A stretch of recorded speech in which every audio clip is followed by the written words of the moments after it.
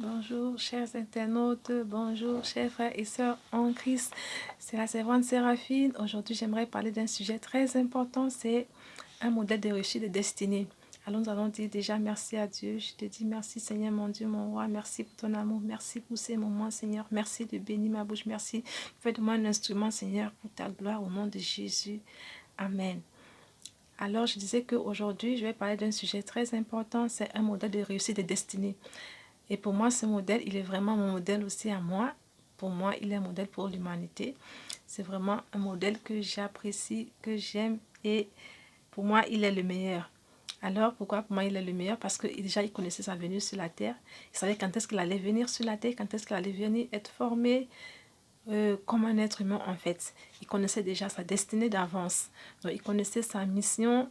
Il savait déjà qu'est-ce qu'il attendait, quels étaient les pièges, quelles étaient les tribulations, quels étaient les pièges à éviter. Il connaissait déjà en fait où est-ce qu'il allait, l'aboutissement de sa mission en fait, quel était l'objectif à atteindre.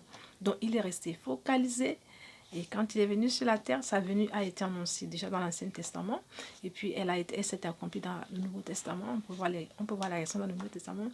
Sa mission aussi était déjà d'avance connue, qu'il devait venir être comme il devait venir sauver en fait l'humanité. Et déjà, quand il est arrivé, il a commencé à s'intéresser à sa mission. Il était toujours autour de la synagogue, dans la synagogue, pour voir comment ça se passait, pour acquérir de l'expérience, pour voir comment les autres faisaient, comment les autres s'y prenaient. Et déjà, il posait des questions et il était vraiment impliqué. En fait, on voit vraiment qu'il avait cette vocation, cette envie de réussir sa mission. Et il connaissait ses allées de destinée, en fait. C'était un homme de prière. C'est un homme qui se mettait à part pour prier. Lui se sanctifiait lui-même. Et il avait vraiment l'Esprit de Dieu en lui. Quand le moment était arrivé, il a reçu le baptême dans l'Esprit.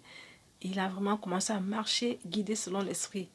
Il se référait toujours au Père. Il était resté fidèle. C'est un enfant obéissant, fidèle à son Père, qui était son père biologique et son père spirituel aussi. Donc, il était vraiment au pied à l'écoute et en demandant toujours que la volonté du Père, la volonté soit faite et non la sienne. Et nous voyons que il connaissait vraiment, comme je le disais, sa mission. Il était vraiment éloquent dans le domaine dans lequel vraiment il fallait vraiment assurer, c'était la communication. Il était éloquent, il savait parler, il savait quand est-ce qu'il fallait parler, quand est-ce qu'il fallait se taire.